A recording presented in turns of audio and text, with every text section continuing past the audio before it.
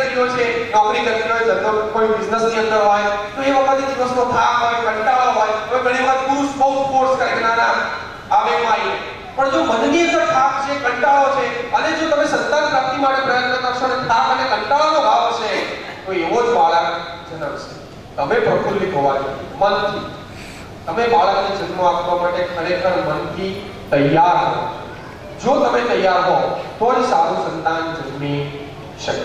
આ બધા જ ના પ્રોસેસ છે. નેક્સ્ટ માં કારણે તો શું થઈ શકે પણ આપણે જોયું. નેક્સ્ટ સ્વપ્નાવસ્થા. તમે વિચારો, જેમ આપણે વિઝ્યુલાઇઝેશન કર્યું અત્યારે, તો વિઝ્યુલાઇઝેશન કર્યું તો આપણા મોઢામાં પાણી આવ્યું. એમ તમે વિચારો તો એવો બાળક જન્મે, એનો વિચાર કરવાનો છે. વિઝ્યુલાઇઝેશન, ઓટો સજેશન, આ બધા એની પદ્ધતિ છે. પોતાની જાતને કહેતું રહેવાનું કે મને કેવો બાળક જન્મશે, મને સારું બાળક જન્મશે, મને સારું બાળક જન્મશે, એ બુદ્ધિશાળી હશે, આવું હશે, આવું હશે, જે પણ તમે કહો એ તમે કહેતા રહેશો, એવું બાળક જન્મશે. આપણા જ હાથમાં જેવા બાળકને જન્મ આપવો એ આપણા હાથમાં છે. આપણા બે પ્રકારના મન છે, જાગૃત અને અજાગૃત.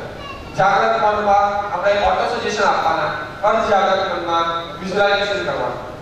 મને કેવું બાળક, શાંતિથી વિચારો, જેવું વિચારો એવું બાળક આપો. હવે અંત ભાગ તરફ ધીરે ધીરે આપણે જઈ રહ્યા છીએ. તો તમને કોઈ પ્રશ્ન હોય તો એ તમે પૂછી શકો. કોઈ લખ્યા હોય તો પણ પૂછી શકો છો. કોઈને પૂછવાના હોય તો ઉભા થઈને પૂછી શકો છો. નહીં તો પછી આપણે ધીરે ધીરે એન્ડિંગ કરીએ અને જે પ્રશ્નો મારે પૂછવાના છે એ હું અહીંથી પૂછીશ. તમારે જે કંઈ પણ પ્રશ્નો હોય બહેનોને, ભાઈઓને, તમારા મનની અંદર અત્યારે જે લાગતું હોય કે આવું થાય છે, આવું છે, આવો પ્રશ્ન હોય, શું કરવું, કાંઈ પણ ચિંતા ના કરતા અને ગભરાતા પણ નહીં. યસ.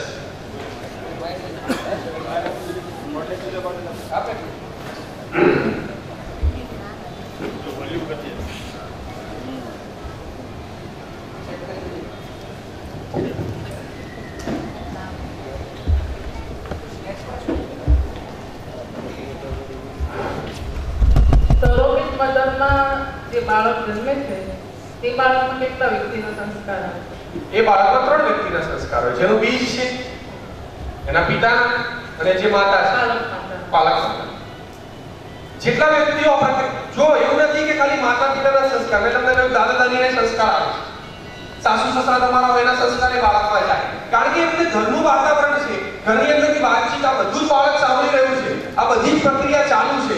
વિચારો ફેંકવાની અને વિચારોને ગ્રહણ કરવાની બંને પ્રક્રિયાઓ ચાલુ છે. એવું જ નથી તમે જે માહોલમાં રહો છો. આપણે કેમ કહીએ છીએ કે ભાઈ આપણું ઘણા લોકો એવું કહે કે લોકાલિટી ખરાબ છે અને ખરાબ લોકાલિટીમાં જન્મેલા બાળક હોય એ થોડા એવા વિચારના હોય. કેમ? કારણ કે આપણી આજુબાજુના વાતાવરણની પણ અસર બાળક ઉપર પડે છે. ખરાબ લોકાલિટી હોય, જ્યાં બધા ગાળો બોલતા હોય, દારૂ પીતા હોય અને એવાની વચ્ચે જે જન્મે તો પછી એવા સંસ્કાર આવે. તો વાતાવરણની અસર પણ છે. તો સરોગેટ મધર હોય તો એમાં જે માતાને તમે સરોગેટ તરીકે રાખ્યા છે તો એના જે જીવન છે, એના જે વિચારો છે, એનું આચરણ છે, એ બધાની અસર આવે છે 100%. એમાં કોઈ મિનમેક આપે છે. એવન એની પોતાની માતા કરતા સરોગેટ માતાના વધારે સંસ્કાર આવે. કારણ કે 9 મહિના એ સરોગેટ માતાના ગર્ભની અંદર ઉછરે છે. માટે પોતાની માતાનું તો બીજ જ છે.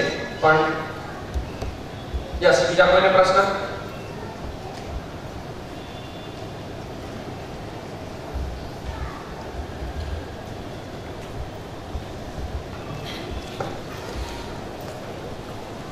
कोई नहीं, कोई प्रश्न नहीं?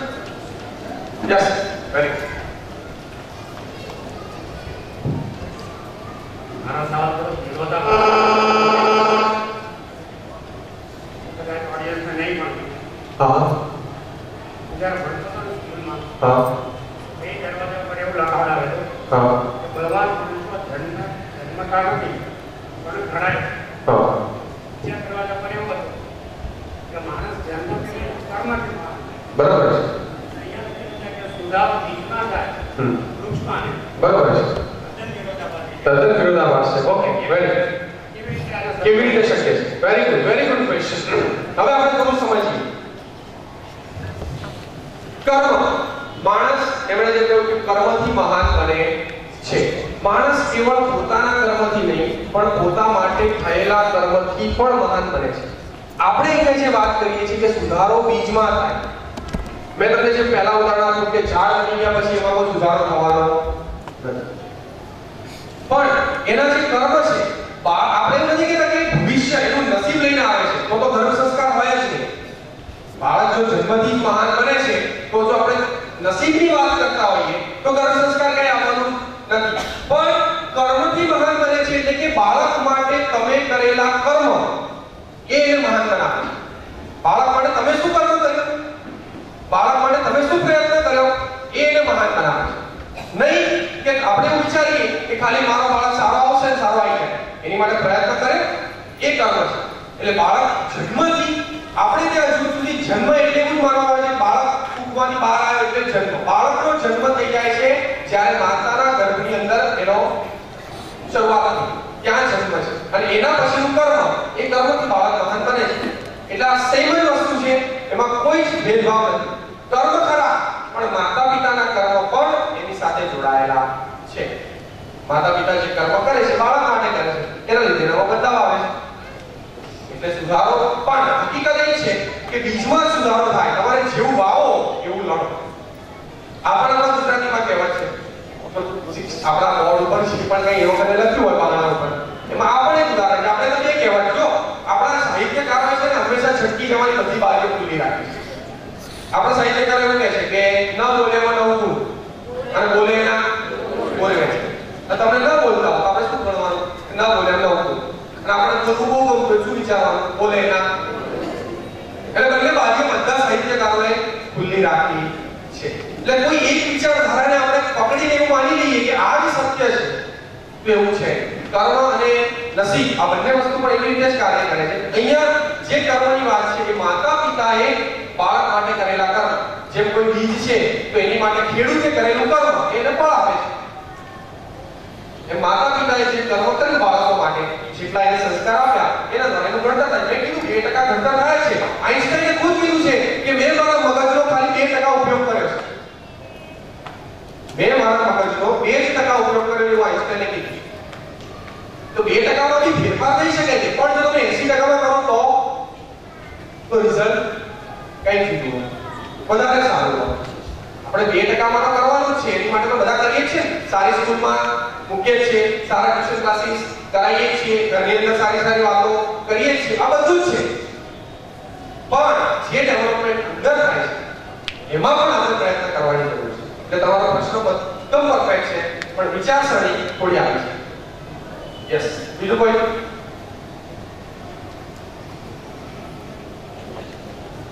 યસ, આ પાછળ ચિંતા ન કરતા જે પણ મનની અંદર મૂંઝવણ હોય, પ્રોબ્લેમ હોય, પ્રશ્નો હોય તો પૂછી લેજો. બહેનોમાં કોઈ ભાઈઓ?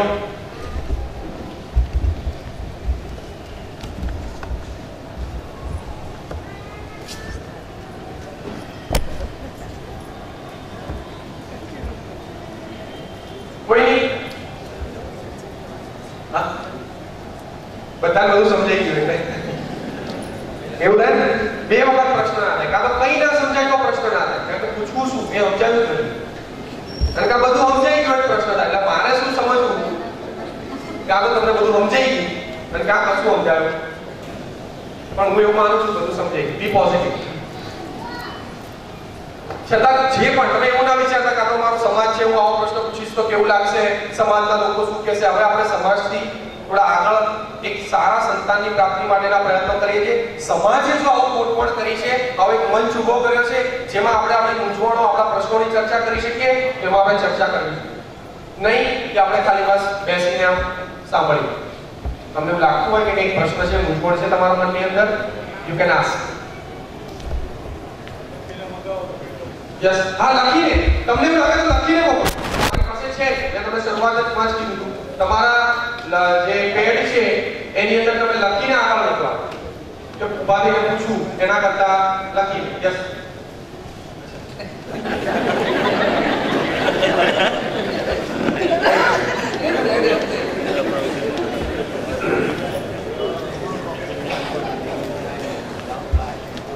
લખીને પણ કોઈ મોકલાવે. We are waiting.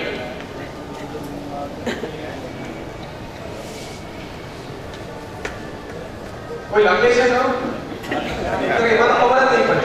ચાલુ છે, લખવાનું ચાલુ છે. ઓકે ઓકે, લખવાનું ચાલુ હોય તો યસ, તમે લખી નાખો પ્લીઝ. મને ગમશે તમે જેટલા વધારે પ્રશ્ન પૂછશો ને એટલું મને વધારે ગમશે કે ચલો તમારો ઇન્ટરેસ્ટ આટલો વધારે છે આ વિશે. પાછળ લખાઈ ગયું છે નહીં?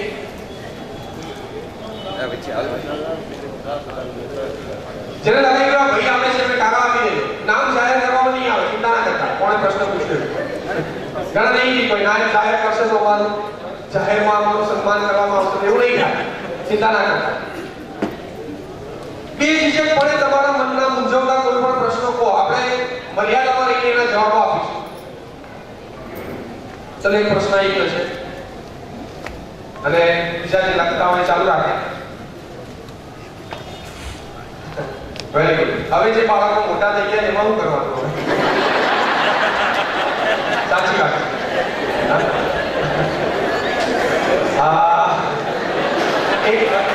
એક સાધુ મહાત્મા પાસે જો પહેલા તો આપણે એવી આશા રાખીએ કે જે બાળકો મોટા થઈ ગયા છે એ સુસંસ્કારી અને સુસંસ્કૃત જ હશે, પણ એક દ્રષ્ટાંત યાદ આવે છે. એક સાધુ મહાત્મા પાસે એક ભાઈ પોતાના બાળકને લઈ જાય છે, કિશોર વયનો બાળક હોય છે, અને કહે છે કે આ થોડો બગડી ગયો છે, આને તમે સમજાવો. એટલે ઓલા સાધુ મહાત્મા કે બાળ ઉભારો ઓરડીમાં લઈ જાય છે, ઓલા જોડે વાતચીત કરે છે. બહાર આવે છે થોડી આ ભાઈને, બહાર આવીને ઓલા ભાઈને કહે છે કે છાસ બગડી ગઈ છે. શું કીધું?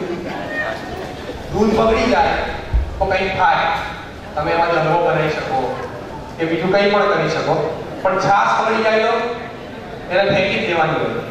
એટલે છતાં 2% છે જે બાળકો મોટા થઈ ગયા છે એની માટે આપણે અલગ સેમિનાર રાખીશું. આપણા કિશોર વયના બાળકો સાથેનું મનોવિજ્ઞાન કેવું છે, બાળકો કેવી રીતે વિચારે છે, કેવી રીતે ચર્ચા કરે છે, એના પૂછવાના પ્રશ્નો શું છે અને પૂછવા પાછળના કારણો શું છે, આ દરેક વસ્તુ છે એ આખો અલગ સાયન્સ છે.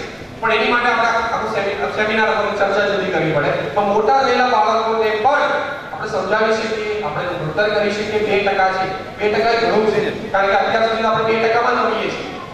એટલે 2% ઘણું છે, ચિંતા કરવાની જરૂર નથી, પણ થશે, એમાં પણ એક સુધારો થશે. ઓકે, બીજો એક પ્રશ્ન આવી ગયો છે. ઘણા બધા લોકો લખવાનું શરૂ કરી દીધું છે. સરસ. જીજાબાઈ, સતીમલાલ શાહ વગેરેના નામ આપ્યા, પણ તે લોકોને કેમ ખબર કે તેને ત્યાં રાજા આવશે, છોકરો કે છોકરી આવશે? તે ખબર પડે તો તે પ્રમાણે વિચાર કરાય, પણ ખબર કેમ પડે? Very good. ઓકે, એક બહુ જ મોટો ઘટસ્ફોટ તમારી સામે કરું છું. એક બહુ મોટો ઘટસ્ફોટ, બહુ સરસ પ્રશ્ન છે. મને લાગતું કે કોઈ કે પૂછવું જોઈએ કે બાળક આવશે કે બાળકી આવશે? આપણું સંતાન એ સ્ત્રી હશે કે પુરુષ હશે એ કેવી રીતે ખબર પડે? અત્યારે જેન્ડર ચેકિંગ હવે બંધ થઈ ગયું છે અને કોઈ કરતું હોય તો પણ એ ગુનાહિત છે. પણ તમને કદાચ જાણીને આશ્ચર્ય થશે, આયુર્વેદની અંદર અને આપણા શાસ્ત્રોની અંદર એની પદ્ધતિ છે કે તમે આ સમયે આવી રીતે તમારી આ નાડી ચાલતી હોય અને આ સમય હોય તમારા જે ઋતુકાળ હોય, એટલે કે તમે જે રજોગુણમાં જ્યારે આવો ત્યારે આ કાળ પછી આટલા દિવસે તમે જો સંતાન ઉત્પત્તિ માટે પ્રયત્ન કરો તો પુત્ર જ જન્મે, અને આ નાડી ચાલતી હોય, આ ચાલતું હોય, આવું હોય, આવું હોય, આવું હોય, આ કરો ત્યારે પુત્રી જ જન્મે. એ આપણા શાસ્ત્રોની અંદર છે, અમને પણ ખબર છે, પણ અમે કોઈ કહેતા નથી અને પુસ્તકમાં પણ લખ્યું નથી, કારણ કે અત્યારે સ્ત્રીઓની જરૂર છે સમાજમાં. અંદર એકલા ફાયદાઓ કઈ કરી શકવાના નથી. બહુ જ મોટો પ્રશ્ન છે આ સમાજનો. જે રીતે સ્ત્રીઓ આ સમાજની અંદર ઓછી થતી જાય છે, અમે હમણાં વચ્ચે એક સર્વે વિચાર્યો કે આમ ધારો કે દુનિયા છે તો પહેલા 50% સ્ત્રી પુરુષ હોય, પછી સ્ત્રીઓ એ ભાગવત ના એક સ્કૂલમાં પૂછવામાં આવ્યું, યુ નો ગીતા? તો yes, she is my neighbour. એટલે એ નહીં, ભાગવત ની વાત છે. આપણા હિન્દુ ધર્મમાં જ આવા છોકરાઓ હોય એને ગીતા જ ખબર ના હોય, શ્લોક કઈ ખબર ના, કેટલા શ્લોક છે એ ના ખબર. એકાદ શ્લોક પૂછો તો પ્રશ્ન થઈ જાય. અહીંયા પૂછવામાં ભાગવત ગીતાનો કોઈ એકાદ શ્લોક બોલી જાવ તો લોચો પડી જાય. આપણે પૂછવો નહીં, ચિંતા ના કરતા. પણ એનું કારણ એ છે કે ગર્ભમાંથી સંસ્કારો આયા નથી. ગર્ભમાંથી કયા સંસ્કાર આયા? ટીવી જોવાના. ટીવી જોતો છોકરો જન્મે રડતો ટીવી ચાલુ કરો, શાંત થઈ જશે. આવો ઘણા બધા અનુભવ છે, ના પૂછો કરો તો ઘણા કરે છે, ઘણા બધા નહીં કરતા. એનું કારણ શું છે? તમે ટીવી જોજો કરે તો છોકરો જલ્દી શું કે ટીવી ચાલુ કર મમ્મી, એટલે આપણે શાંત. તો એ બાળક એ સંસ્કાર લઈને જીવે છે. માતાની ફિલિંગ્સ, જો આપણે ત્યાં કહેવાય છે કે ચિત્રકામ કરવું ગમતું હોય તો કરવું. ઘણા બધા, તમે હમણાં 2 દિવસ કે 3 દિવસ પહેલા એક બહુ સરસ લેખ આવ્યો, અને એ લેખ હતો આપણા